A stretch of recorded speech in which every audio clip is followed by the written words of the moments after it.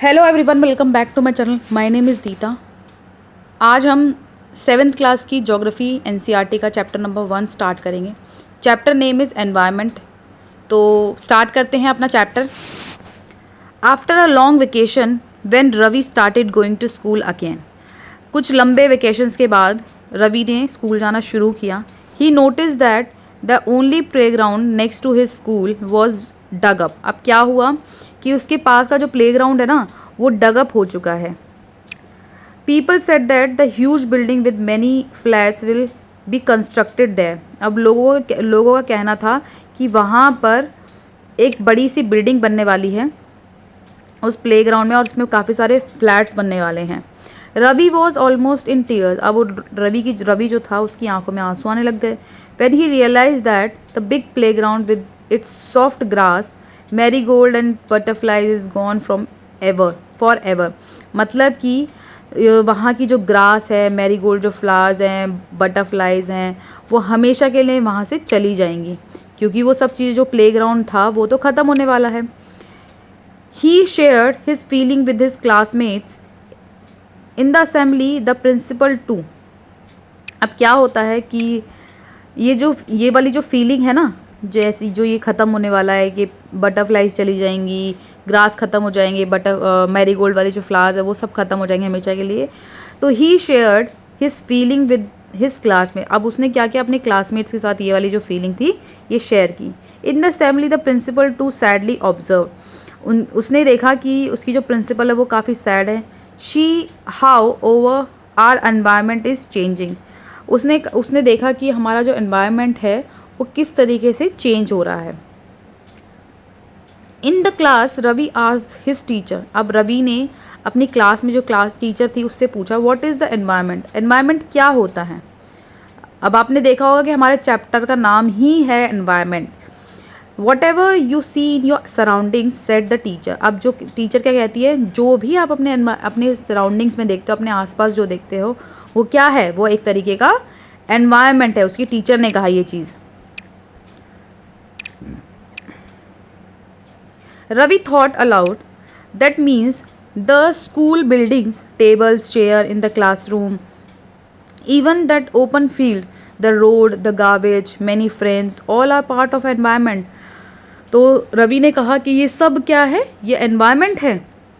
तो उसकी टीचर ने कहा yes, said the teacher, but wait, some objects are created by nature. अब लेकिन उसकी टीचर ने कहा कुछ ऑब्जेक्ट्स जो है वो नेचर ने क्रिएट किए हैं। For example mountains, reverse, trees, animals. ये क्या है, ये नेचर है, ये नेचर ने क्रिएट किए। Others are made by people. कुछ जो हैं वो ह्यूमंस ने बनाए हैं। For example roads, cars, clothes, books, ये क्या है, ये ह्यूमन मेड है। Now work in pair. अब आप पेयर में काम कीजिए। Make a list with your classmate sitting next to you of creation of nature by human beings. अब आप ऐसी चीज़ की लिस्ट बनाइए जो ह्यूमन बींग्स ने क्रिएट की गई है, जो ह्यूमन बींग के द्वारा बनाई गई हैं। अब आप ये देखो, एक बार ये वाला बॉक्स देख लो ब्लू कलर का। Environment is our basic life support system. अब एनवायरनमेंट क्या कहा गया है कि जो एनवायरनमेंट है वो हमारा बेसिक लाइफ सपोर्ट है, ठीक है। It provides the air we breathe. वो हमें हवा देता है जिसके कारण हम ब्रीथ करते हैं। द वाटर वी ड्रिंक, पानी पीते हैं, खाना खाते हैं। The land way will live, और वो लैंड भी देता है जिसके द्वारा जिस पे हम रहते हैं। How do human being modify this natural environment. अब ह्यूमंस किस तरीके से एनवायरनमेंट को मॉडिफाई करते हैं। The car fumes polluted the air. Car fume से जो क्या है, वो जो हमारी एयर है वो पॉल्यूटेड होती है। Water is collected in a pot, food is served in vessels and land is used to build factories. तो ये सब क्या है, ये यूजेज है ह्यूमंस का। ह्यूमन बींग्स मेक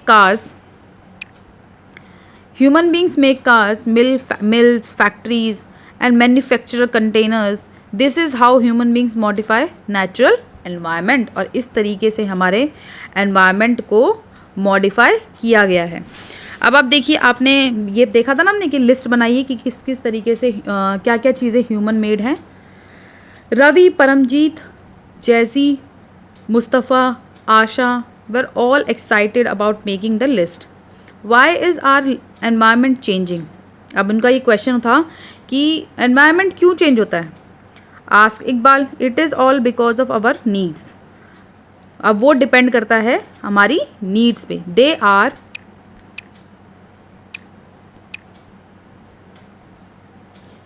अभी बताती हूँ वाला बॉक्स भी.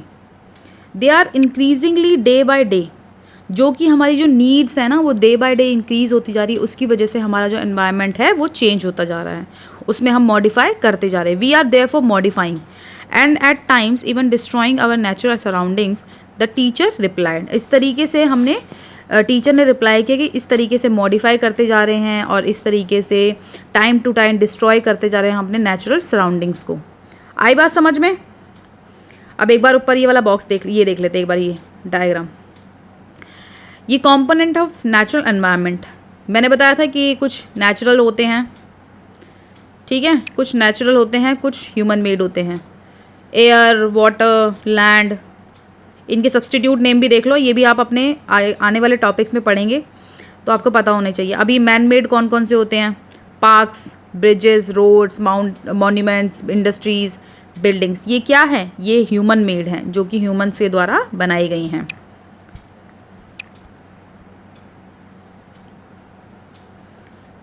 अब ह्यूमन्स में कौन कौन आते हैं आपको पता ही है. Individual, family, community, religions, educational, economic, politicals situations. ठीक है, तो ये सब क्या है, ह्यूमन के द्वारा होती हैं ये. आगे देखो. अब जो एनवायरनमेंट है वो दो तरीके से डिवाइड किया गया है, बायोटिक एंड एबायोटिक.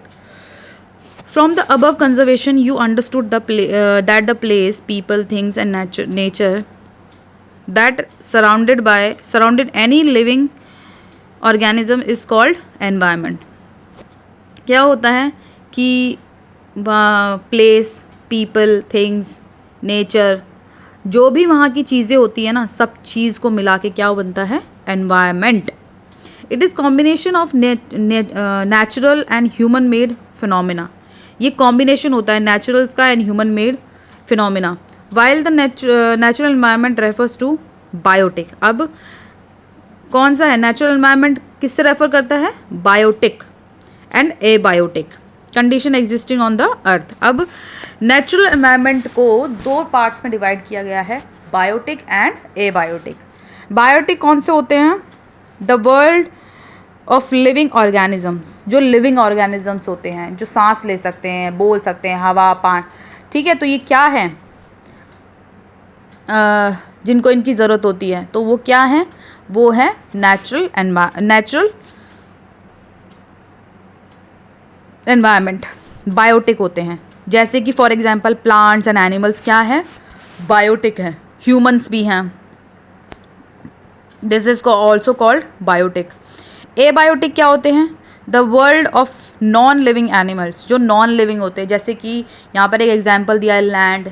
अब जैसे कि हम बात कर सकते हैं चेयर जो होती है, टेबल होता है, तो ये सब क्या हैं, ये हैं एबायोटिक. ठीक है, जो कि नॉन लिविंग एलिमेंट्स होते हैं. आई होप आपको बायोटिक एंड एबायोटिक में डिफरेंस पता चल गया होगा. अब देखो एक बार और देख लो. ये है आपका बायोटिक और ये है आपका एबायोटिक. एबायोटिक में वो आते हैं जो नॉन लिविंग ऑर्गेनिजम्स होते हैं और बायोटिक में वो आते हैं जो लिविंग ऑर्गेनिजम्स होते हैं. लिविंग और बायो मतलब क्या होता है, जिसमें लिविंग वाली बात हो, और एबायोटिक जिसमें लिविंग वाली बात ना हो. जैसे कि ह्यूमंस, एनिमल्स, प्लांट्स, ये क्या हैं, ये बायोटिक हैं. बायो है ना, बायो से समझो.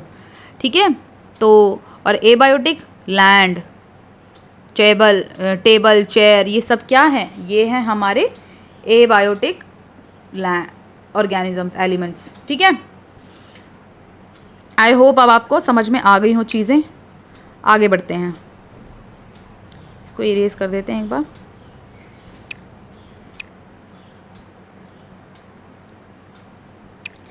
Human environment reveals the activity, creation and interaction among human beings.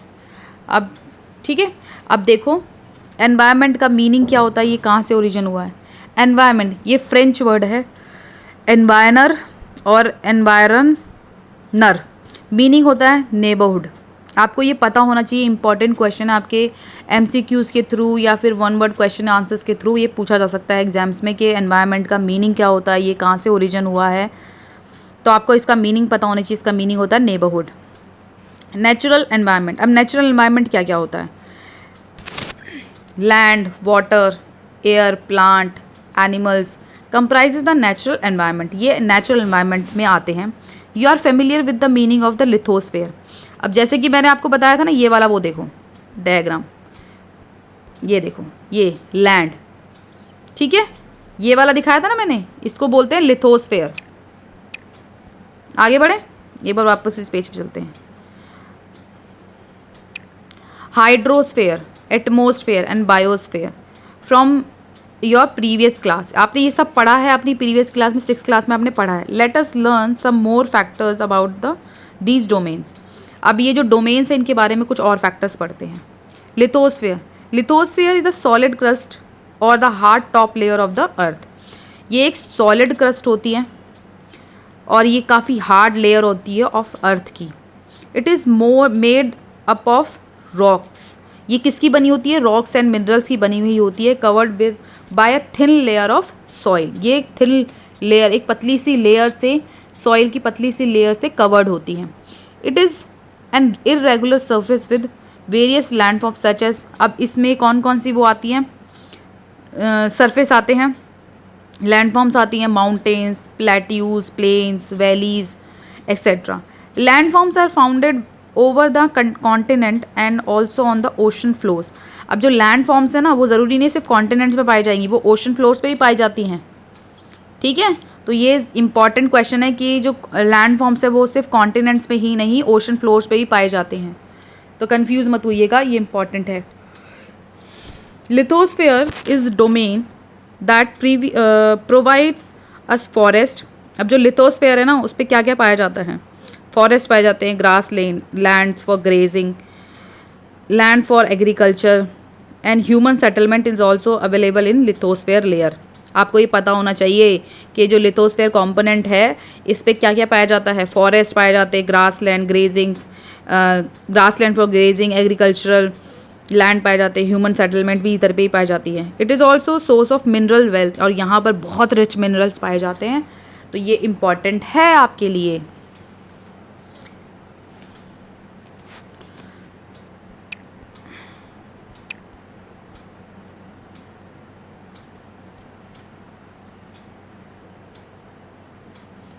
The domain of water is referred to as hydrosphere. अब जो वाटर के लिए, लैंड के लिए हमने क्या टर्म यूज़ की थी?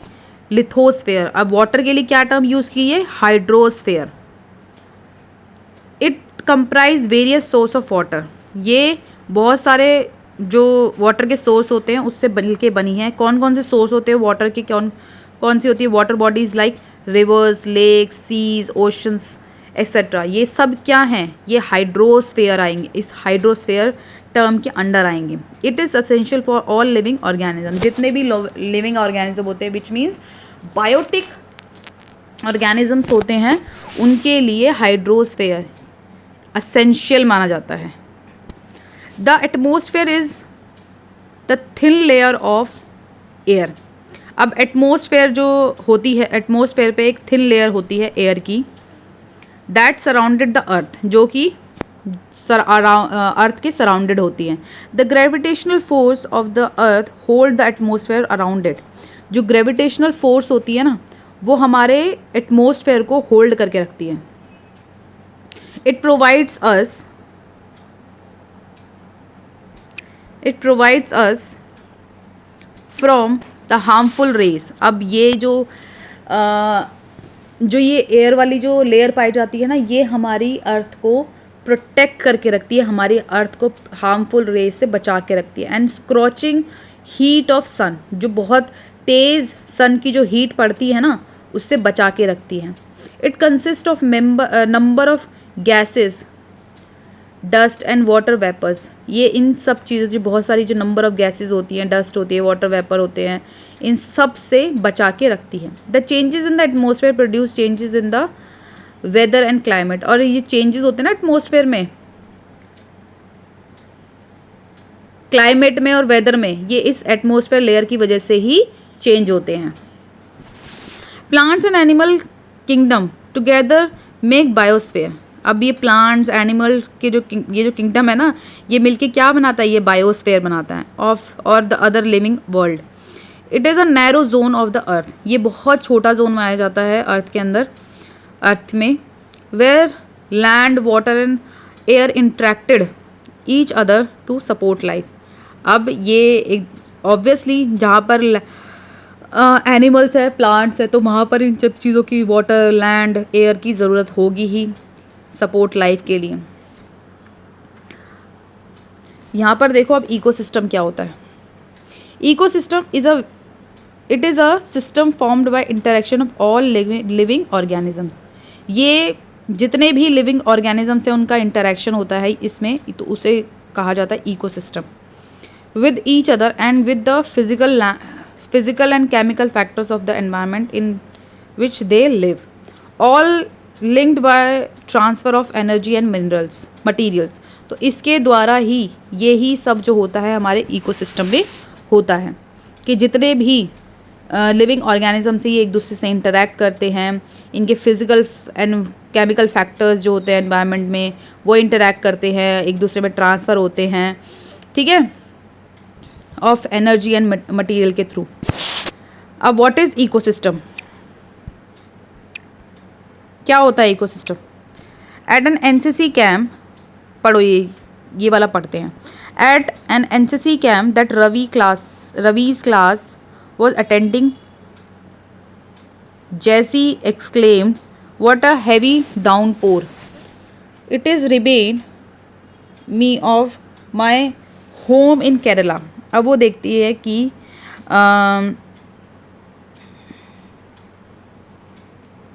you should come and see how it is pour over the lush green field and coconut plantation. अब जो रवि है वो क्या करता है, वो एक एनसीसी कैंप जो है वो अटेंड करता है। अब वो कहाँ जाता है, वो जाता है केरला में, या मैं सही बोल रही हूँ? अब उन्होंने क्या देखा कि केरला में जो है वो बहुत ज़्यादा रेनफॉल होती है, ठीक है, लेकिन हीरा जो है वो वहाँ पर देखती है कि जैसलमेर गई है वो, वहाँ पर तो रेन ही नहीं होती है। वी शुड सी, वहाँ कीकर होते हैं, सैंड होते हैं, and as far the eye can see but you can also find camels, said Ravi. ठीक है, तो एक तरीके से कह लो एक एनसीसी कैंप होता है, वहाँ पर देखते हैं कि केरला में किस तरीके से रेनफॉल होती है, और जैसलमेर वाला जो एरिया है वहाँ पर रेनफॉल नाम की कोई चीज़ ही नहीं है, वहाँ पर ऐसा कुछ होता ही नहीं है। ठीक है, आगे बढ़ते हैं। हीरा सेज नॉट जस्ट कैमल। अब हीरा कहती है कि सिर्फ वहाँ पर सिर्फ कैमल नहीं, if you visit our desert you will see snakes. वहाँ पर सिर्फ कैमल्स ही नहीं, स्नैक्स भी पाए जाते हैं। तो आपने ये चीज़ जानी कि केरला जैसलमेर में सिर्फ कैमल्स ही नहीं, स्नैक्स भी पाए जाते हैं, lizards and many insects too. Ravi wondered why do the animal, the vegetation and the way people live vary from place to place, are they all related to each other. अब ये देखो कि एक तरीके से कह लो कि हमारे जो जितना भी एरिया है वो प्लेस टू प्लेस वेरी करता है, वहाँ के vegetation place to place vary करते हैं, वहाँ की soil place to place vary करती है, लैंड एरियाज जो है वो प्लेस टू प्लेस वेरी करते हैं। तो ये सब चीज़ें जो हैं प्लेस टू प्लेस वेरी करती हैं।